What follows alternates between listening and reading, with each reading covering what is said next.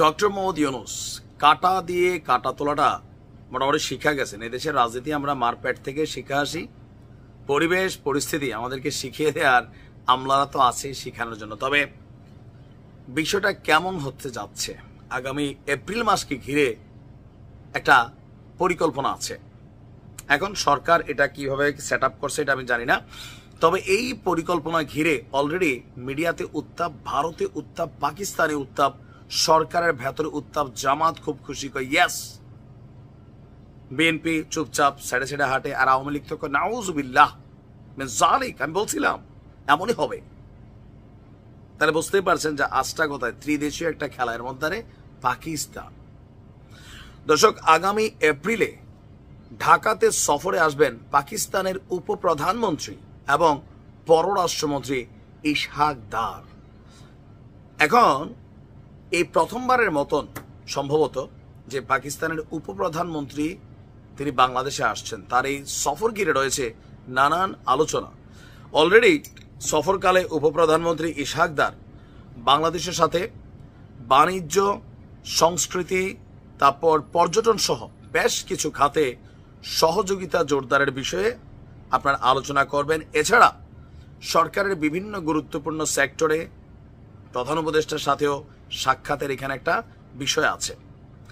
আপনার পররাষ্ট্র মন্ত্রণালয়ে বাংলাদেশের পররাষ্ট্র সচিব মোহাম্মদ জসিমউদ্দিনের সঙ্গে সাক্ষাৎ করেছেন অলরেডি পাকিস্তানের পররাষ্ট্র মন্ত্রণালয়ের অতিরিক্ত সচিব ইমরান।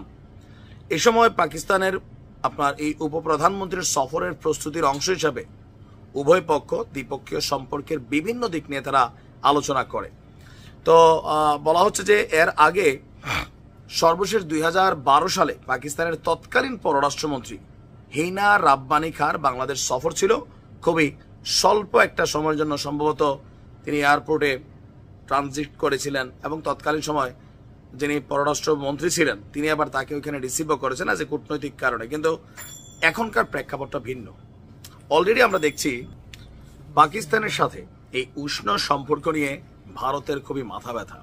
ভারতের সেনাপ্রধান, ভারতের সরকার নানান ধরনের বক্তব্য দিচ্ছে যে পাকিস্তান থেকে গোপনে এই দেশে আইএসের মানে পাকিস্তানের যে গোয়েন্দা ইন্টেলিজেন্স তারা বাংলাদেশে আসছে, সরকারের বিভিন্ন ডিপার্টমেন্টের সাথে তারা বৈঠক করছে। ইভেন ভারতের যে চিকেন নেক সেখানে গেছে, ছবি টবি তুলছে, ভিডিও ধারণ করছে। তো সেক্ষেত্রে সরকারকে একটা বার্তাও দিছে যে আপনারা তাড়াতাড়ি নির্বাচন দেন, নির্বাচিত একটা সরকারের সাথে ভারতের সম্পর্ক হবে, এই সরকারের সাথে হবে না। তারপর ভিসা বন্ধ আছে, মানে সবকিছু মিলিয়ে ভারতের সাথে যখন দুঃসম্পর্ক, তখন পাকিস্তান থেকে চাল আসছে, পেঁয়াজ আসছে, আলু আসছে, তারপর হচ্ছে আপনার বিভিন্ন সামরিক ইকুইপমেন্ট কেনার আলোচনা চলছে।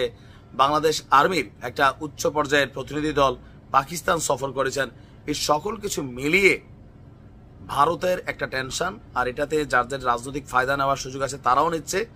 বাট সরকার মনে করছে যে নতুন দিন আসছে, এখন ব্যবসা বাণিজ্য বৈশ্বিক একটা আবহাওয়াতে পজিটিভ হওয়া দরকার, আস্তে আস্তে এগুলো একটু রিকারেকশন করা দরকার, এই আর কি।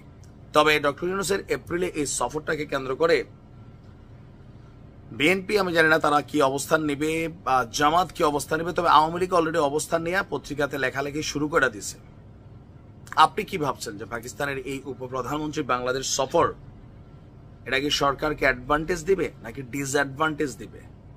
বাংলাদেশকে অ্যাডভান্টেজ দিবে নাকি ডিসঅ্যাডভান্টেজ দিবে? কমেন্টে লিখতে পারুন। আসসালামু আলাইকুম।